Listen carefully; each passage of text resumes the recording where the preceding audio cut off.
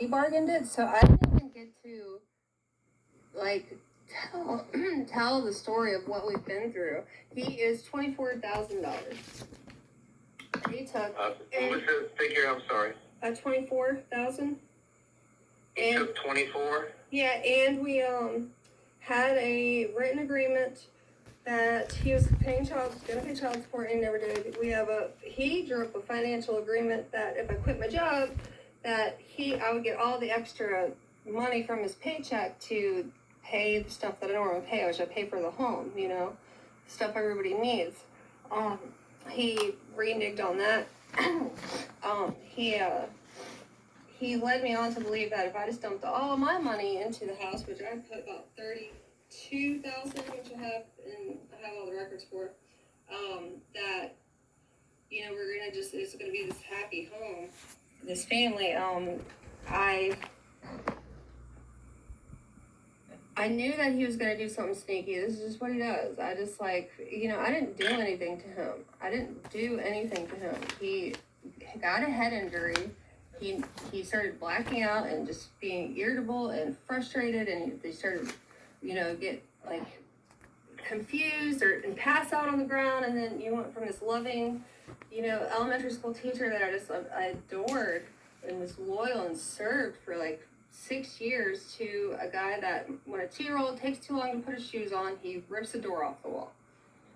We went through a lot of stuff, and I still have never yet even painted him in a bad light, spoke negatively about him to anyone, or shared any of the evidence outside of the violations. Well, Ms. Becker, he's had to face the criminal charges you brought, the protective order charges you brought, and the domestic charges you brought. He didn't. It's been a mess. I didn't. So I filed a motion of contempt because they never even turned over their discovery from the first hearing for the criminal or for the custody and visitation. And he sat there and he fabricated all the stuff that he used as leverage for this plea bargain, all this whatever text messages. And the Commonwealth attorney even told me that Ned told her that he stole my phones. And I mean, there's gonna be more violation charges brought up. I mean, I have to violate him more. He's a walking, he does not know boundaries. No, Ms. Becker, I can't sit here and just have discussions with you. I You're telling me that you're going to be bringing more, probation violation charges against Mike Wyatt. What else am I supposed to do? Nobody will tell me anything. It's I'm willing to do I'm willing to meet in the middle here. I really am, and I've always been that type of person. But he's just, it's dangling everything over my head where I'm in the state of, I still don't know, even after all the court stuff is over. I just want him, he can't bribe me for the house and the kids and stuff, and it's just, there's no substance behind it. That's why I just wanted to call you. I don't want to talk to you anymore. I just want to settle all this. We just finish this, stop dragging out and move on with our lives. It's been since 2020 now. How long do I have to go through this breakup? Ms. Becker, can I get your phone number, please? Yes, 804-309-5217. Okay. I'd appreciate it if you didn't give it to Andrew. I'm sorry? I'd appreciate it if you didn't give it to Andrew. Okay. He just abuses it. And I don't know what I'm doing. I want to... Aren't you all under an order to correspond by text only? No, it's email or Facebook Messenger, but I had to block him on Messenger because he was abusing it, and he does whatever he wants. The rules don't apply to him.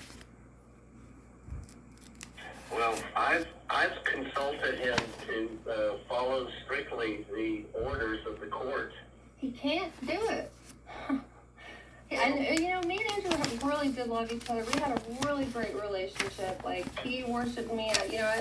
I gave up a lot to take care of the family. It wasn't all bad, but he never even followed up with any of the stuff from his head injury, and that really changed who he was. And I don't know, he went into hyperdrive with this controlling narcissism stuff. I don't know. He can't follow it.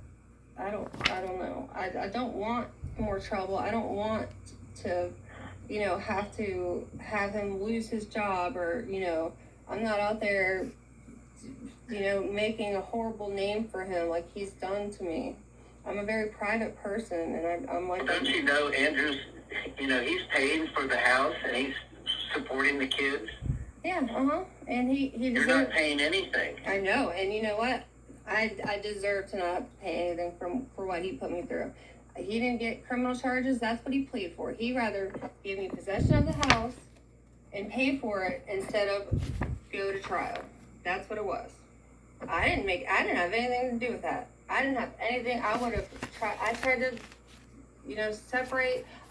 We hired a realtor back in 2021 when we refinanced. And we got the house inspected, and we got the money to refinance to do the stuff that we needed for the inspection. And I was just like, we'll just split. We'll sell and split. And it's just been all games. It's just been all games. I was like, I just want to move on now. Well, you know, I think Andrew's position is he wants the house. He wants And to you live want here? the house. And so if, He said he didn't want it. the court would probably put it up for sale and then divide up the money based on who's paid what. Why if it's So- 50-50? If we own the house... Well, I don't think the law necessarily commands it to be 50-50.